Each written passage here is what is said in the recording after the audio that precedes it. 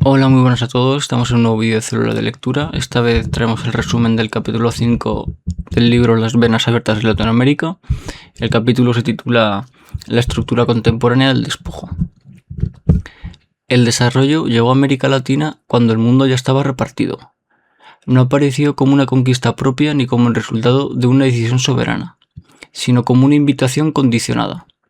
Las fábricas comenzaron a levantarse. Las ciudades crecieron, las universidades se llenaron de estudiantes y los discursos oficiales celebraron el ingreso definitivo en la modernidad. Sin embargo, algo no encajaba. Cuanto más avanzaba el progreso, más se profundizaban las dependencias. La industrialización no rompió la vieja estructura colonial, solo la transformó. Antes, la región exportaba materias primas y compraba productos manufacturados. Ahora, además, importaba las máquinas, los repuestos, el conocimiento técnico y las patentes necesarias para producir. La industria nacía atada desde el primer día. Cada paso hacia adelante implicaba un nuevo vínculo con el exterior. Las fábricas podían estar en territorio nacional, pero su funcionamiento dependía de decisiones tomadas lejos. La tecnología no se producía localmente, se adquiría, y con ella llegaban contratos, licencias y técnicos extranjeros. La modernización no significaba control, sino subordinación bajo nuevas formas. El desarrollo avanzaba, pero no pertenecía a quienes lo sostenían con su trabajo. La ciencia, presentada como el motor del progreso, seguía el mismo camino. América Latina invertía poco en investigación propia y dependía del conocimiento generado en los países centrales. Las universidades formaban ingenieros, técnicos y científicos, pero el sistema no les ofrecía un lugar donde aplicar lo aprendido. Los laboratorios eran escasos, los proyectos inexistentes y las oportunidades limitadas. El resultado fue previsible, los mejores se marchaban. La llamada fuga de cerebros no fue una anomalía ni una tragedia accidental. Fue la consecuencia lógica de un modelo que formaba personas para explotarlas. Los países latinoamericanos asumían el costo de la educación, los países desarrollados recogían los beneficios. El conocimiento, como antes el oro o el azúcar, seguía en un camino de salida sin retorno. Mientras tanto, las grandes empresas multinacionales consolidaban su dominio. Las investigaciones estratégicas se realizaban en las casas matrices. Las filiales instaladas en América Latina se limitaban a ejecutar procesos ya definidos. No había transferencia real de conocimiento, solo acceso condicionado a su uso. El corazón de la innovación permanecía fuera del alcance local. La industrialización avanzaba sin integrar a la mayoría. Las tecnologías importadas estaban diseñadas para economías donde la mano de obra era escasa y cara. En América Latina ocurría lo contrario. Sobraba fuerza de trabajo. Las máquinas ahorraban empleo allí donde el empleo era necesidad vital. El proceso técnico convivía con el desempleo masivo. El campo expulsaba población, pero la ciudad no podía absorberla. Millones de personas se concentraron en las periferias urbanas, sin trabajo estable, sin servicios básicos, sin futuro. Los grandes capitales crecieron rodeados de un cinturón de miseria. La marginalidad no era un fallo del sistema, era su resultado inevitable. El desarrollo no integraba, seleccionaba. Una minoría accedía a los beneficios del progreso, mientras la mayoría quedaba fuera. El crecimiento económico se sostenía sobre una masa permanente de excluidos. La pobreza no era una herida pasajera, sino una condición estructural que garantizaba salarios bajos y disciplinamiento social. La integración regional no cambió esta lógica. Los mercados se ampliaron, pero las decisiones siguieron respondiendo a intereses ajenos. La cooperación entre países no fortaleció la autonomía colectiva, sino que amplió el espacio de acción del capital internacional. La dependencia se reorganizó a escala regional. En este contexto, emergió Brasil como potencia industrial. Su crecimiento lo colocó en una posición dominante dentro de América Latina, pero no lo convirtió en una fuerza liberadora. Brasil se integró al sistema mundial como potencia subordinada y comenzó a reproducir dentro de la región la misma lógica de dominación que sufría desde afuera. El subimperialismo no rompió el sistema, lo administró. Algunos países pasaron a ocupar un lugar intermedio, mientras otros quedaron más abajo, la jerarquía se mantuvo. El centro siguió siendo el centro y la periferia siguió siendo la periferia, aunque con escalones internos. El poder se distribuyó, pero no se democratizó. Así, el desarrollo avanzó sin liberar. La tecnología, la ciencia y la industria no transformaron las relaciones de poder, solo las modernizaron. El colonialismo ya no necesitó banderas ni ejércitos. Se sostuvo a través del conocimiento, las patentes, las deudas y los contratos. El progreso siguió llegando como promesa, pero la promesa volvió a incumplirse. El crecimiento económico tampoco redujo la dependencia extrema. Por el contrario, cada nuevo paso hacia la modernización profundizó el vínculo con los centros de poder mundial. Las industrias latinoamericanas producían cada vez más, pero lo hacían dentro de un marco que no controlaban. Las decisiones estratégicas seguían tomándose fuera. ¿Qué producir? ¿Para quién producir? ¿Y bajo qué condiciones? El capital extranjero no solo aportaba dinero, también imponía criterios. Las inversiones llegaban dirigidas a sectores específicos, aquellos que garantizaban ganancias rápidas y seguras. No se invertía para diversificar la economía ni para fortalecer el mercado interno, sino para asegurar la extracción constante de beneficios. El desarrollo se orientaba hacia afuera, no hacia adentro. La estructura productiva quedó así fragmentada. Algunos sectores crecían con rapidez, mientras otros permanecían estancados o desaparecían. No se construyó una economía integrada, sino una suma de enclaves modernos rodeados de atraso. La industria coexistía con formas precarias de subsistencia sin absorberlas. El progreso no arrastraba al conjunto de la sociedad, avanzaba dejando restos. La dependencia tecnológica reforzó esta fragmentación. Los países latinoamericanos no podían modificar las tecnologías que importaban ni adaptarlas libremente a sus necesidades. Cualquier cambio requería autorización, pagos adicionales o una nueva asistencia externa. La innovación local quedaba bloqueada. La creatividad era sustituida por obediencia técnica. Este control se extendía también al comercio internacional. Los países exportaban tecnología, imponían precios, condiciones y reglas. América Latina vendía barato y compraba caro. La balanza comercial reflejaba una desigualdad estructural que no se corregía con el crecimiento, sino que se agravaba con él. Cuanto más se producía, más se dependía. El desarrollo, lejos de romper la relación centro-periferia, la consolidaba. La riqueza se generaba en la región, pero se acumulaba fuera. Los beneficios salían en forma de utilidades, intereses, royalties y pagos de patentes. El circuito se cerraba siempre lejos del lugar donde se trabajaba y se producía. En este contexto, la política económica quedaba limitada. Los gobiernos podían administrar, pero no transformar. Cualquier intento de modificar la estructura encontraba resistencias internas y presiones externas. El margen de maniobra era estrecho. La soberanía formal no se traducía en soberanía real.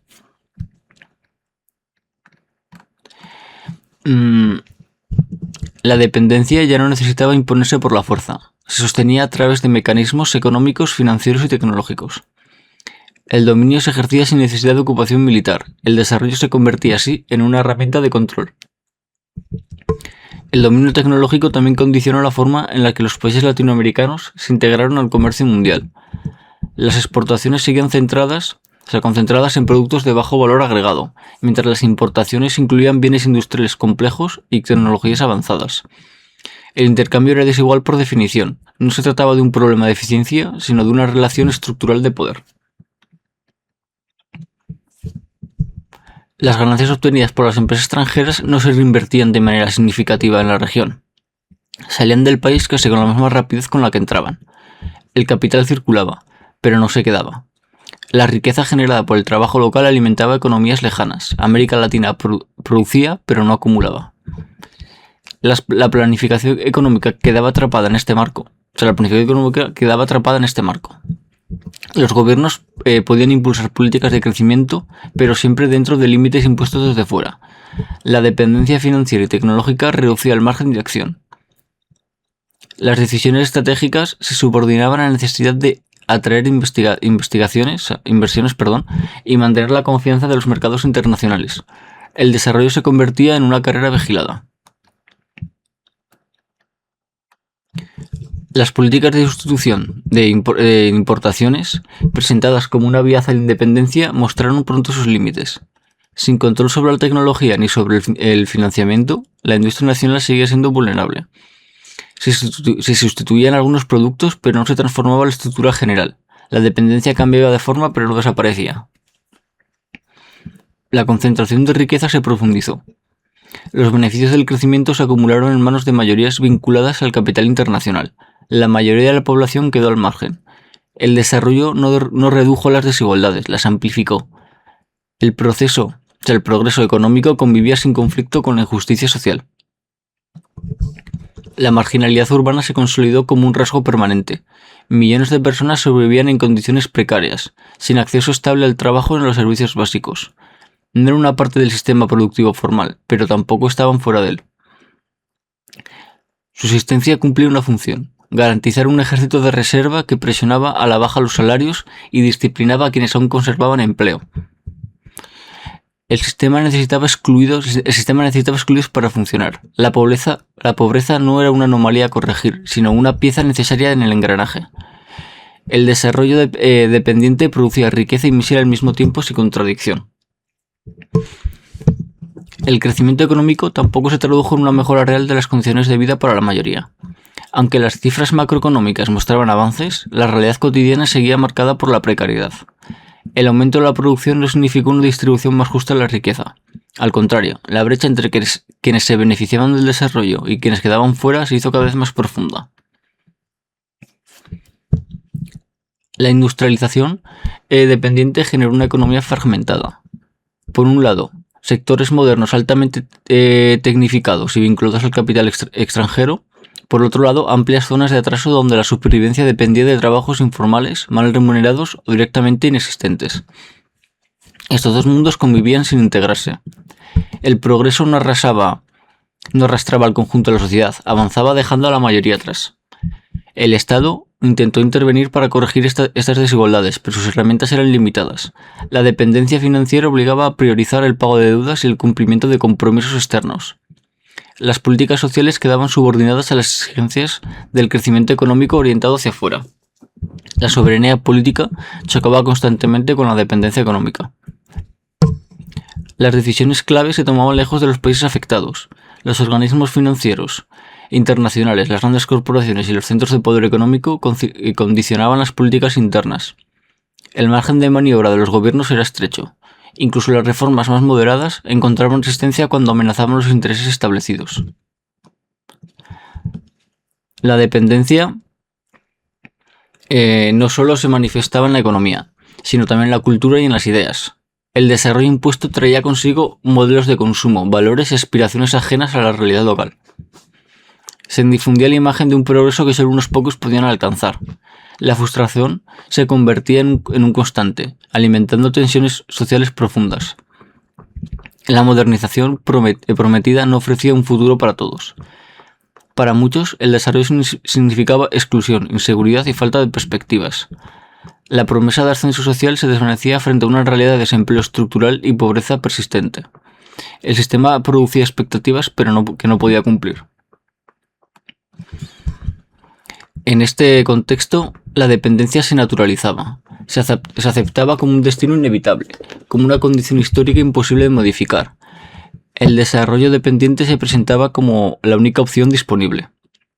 Cualquier alternativa era descartada como irreal o peligrosa. Así el orden establecido se perpetuaba sin necesidad de imponerlo por la fuerza. La región avanzaba, pero lo hacía por un camino trazado por otros. El progreso no era una herramienta de emancipación, sino un mecanismo de control más sofisticado.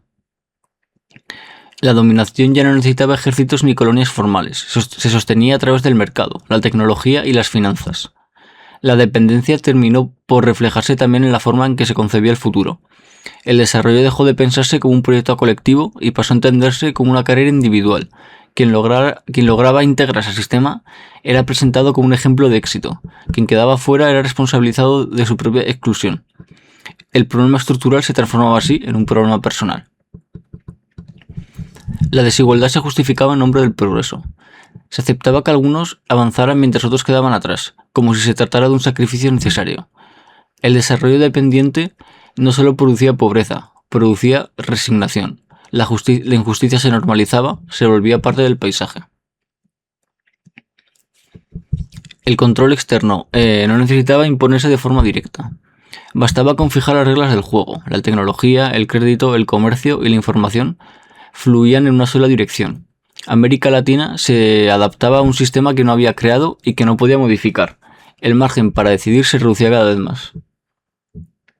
En este marco, La política perdía capacidad transformadora. Los gobiernos podían cambiar, pero las estructuras permanecían. Las promesas electorales chocaban con los límites que nadie parecía poder cruzar. La dependencia económica se convertía en dependencia política. El desarrollo impuesto condicionaba incluso a la imaginación de lo posible. La experiencia histórica mostraba que el crecimiento no garantizaba bienestar. Podía haber fábricas, autopistas y rascacielos y al mismo tiempo hambre, desempleo y marginación. El progreso material no se traducía automáticamente en justicia social, al contrario, muchas veces la profundizaba. El sistema funcionaba con una lógica implacable. La riqueza producida en la región no se quedaba en ella, circulaba hacia los centros de poder económico, dejando tras de sí desequilibrios cada vez mayores. América Latina aparecía integrada al mundo, pero lo estaba en condiciones de subordinación permanente. El desarrollo dependiente no ofrecía una salida. Cada intento de avanzar dentro de este marco reforzaba la dependencia. La modernización se convertía en un callejón sin salida. El crecimiento económico no abría el camino a la emancipación, lo cerraba. Así el capítulo avanza hacia una constatación final. Mientras la tecnología, la ciencia y el capital sigan controlados desde fuera, el desarrollo seguirá siendo una promesa incumplida. La dependencia no es una etapa previa al progreso, sino su resultado cuando el progreso llega impuesto. América Latina no necesita más desarrollo de este tipo. Necesita recuperar el control sobre su propio destino. La historia reciente mostraba con claridad que no bastaba con producir más. El problema no era la cantidad de riqueza generada, sino quién la controla y hacia dónde fluya. América Latina había sido integrada al mercado mundial, pero en una posición subordinada. Su función seguía siendo servir a intereses ajenos, aunque ahora lo hiciera a través de fábricas modernas, universidades y tecnología avanzada. El desarrollo impuesto no rompía la dependencia, porque estaba diseñado para conservarla. La ciencia, la técnica y la industria funcionaban como nuevas cadenas, menos visibles que las antiguas, pero igual de eficaces. La dominación ya no necesitaba violencia abierta, se sostenía mediante contratos, patentes, deudas y mercados. El desarrollo impuesto no rompía la dependencia, porque estaba diseñado para conservarla. Cada intento de avanzar dentro de este marco reforzaba el mismo círculo. Se pedía más inversión extranjera para crecer, y ese crecimiento exigía más dependencia. El progreso se transformaba en una trampa. No habría caminos hacia la autonomía, sino que cerraba todas las salidas posibles. El resultado era una región que trabajaba sin decidir, producía sin mandar y crecía sin liberarse. La modernización no significaba emancipación. La independencia política no se había traducido en independencia económica ni tecnológica. El poder seguía concentrado fuera. Galeano no presenta esta situación como un destino inevitable. Al contrario, la expone como el resultado de relaciones históricas concretas, construidas y sostenidas por intereses precisos. Si la dependencia fue creada, también puede ser desmantelada, pero para ello es necesario romper con el tipo de desarrollo que la reproduce. Mientras la tecnología, la ciencia y el capital continúen en manos ajenas, el desarrollo seguirá siendo una promesa vacía. América Latina no necesita integrarse más al sistema que la explota, necesita transformarlo. Solo recuperando el control sobre su población, sobre su producción, su conocimiento y su economía, podrán dejar de ser una región desarrollada para otros y empezar a serlo para sí misma. El desarrollo dependiente no solo organizó la economía, también organizó el poder y la vida cotidiana. La dependencia tecnológica, financiera y productiva fue creando sociedades profundamente desiguales, donde una minoría integrada al sistema podía consumir los símbolos de progreso mientras la mayoría quedaba excluida de sus beneficios reales. El crecimiento económico avanza acompañado de frustración social. La promesa de modernización funcionó como un mecanismo de control. Se pedía paciencia, sacrificio y disciplina en nombre de un futuro que nunca terminaba de llegar. Cada crisis se explicaba como un desvío momentáneo, cada fracaso como un error corregible dentro del mismo modelo. Así el desarrollo dependiente se perpetuó sin necesidad de imponerse abiertamente. Las élites locales jugaron un papel central en este proceso. Asociadas al capital extranjero, se beneficiaron del crecimiento sin cuestionar la estructura que lo sostenía. Su prosperidad dependía de mantener intacta la dependencia. No había conflicto entre sus intereses y los del sistema, coincidían. La desigualdad no era un efecto colateral, sino la base de su poder. El Estado, lejos de convertirse en una remeta de transformación, quedó atrapado entre la presión externa y la complicidad interna. Sus funciones se limitaron a administrar la dependencia, no a superarla. Las políticas públicas intentaron amortiguar los efectos más visibles de la desigualdad, pero sin integrar las causas profundas. El margen de acción era cada vez más estrecho. La historia mostraba que el problema no residía en la falta de esfuerzo ni en la ausencia de recursos. América Latina no carecía del trabajo, inteligencia ni capacidad productiva. Carecía de control. El desarrollo impuesto no permite decir qué producía, cómo producir ni para quién producir. Sin ese control, el progreso seguía siendo una palabra vacía. La dependencia tecnológica consolidó una división internacional del trabajo que asignaba a la región un papel subordinado. Incluso cuando producía bienes industriales lo hacía bajo condiciones ajenas. La innovación permanecía siempre fuera de su alcance. La creatividad local era sustituida por la obediencia a modelos importados. El desarrollo avanzaba, pero siempre dentro de un corsé. Este modelo no ofrecía salida. Cada intento de profundizarlo reforzaba sus límites. Más inversión extranjera implicaba más dependencia. Más crecimiento exigía más subordinación. El círculo se cerraba. El desarrollo se convertía en un callejón sin salida de la que no se podía escapar sin cuestionar sus fundamentos. Galeano deja claro que no se trata de rechazar la industria, la ciencia y la tecnología. El problema no está en producir, sino en producir bajo control ajeno. La dependencia no es una fatalidad histórica, sino es una relación construida, y como toda relación construida puede ser transformada. Mientras América Latina no recupere el control sobre su economía, su crecimiento y su tecnología, el desarrollo seguirá llegando como una promesa incumplida. La región seguirá creciendo para otros, trabajando para otros y modernizándose para otros. El verdadero desafío no es desarrollarse más, sino dejar de hacerlo en función de intereses ajenos. El capítulo se cierra así. Sin adornos ni concesiones, el desarrollo dependiente no libera, reproduce la dominación. Cambia sus formas pero no su esencia. La historia de América Latina demuestra que el progreso impuesto no conduce a la emancipación. Solo una transformación profunda de las relaciones de poder puede abrir ese camino.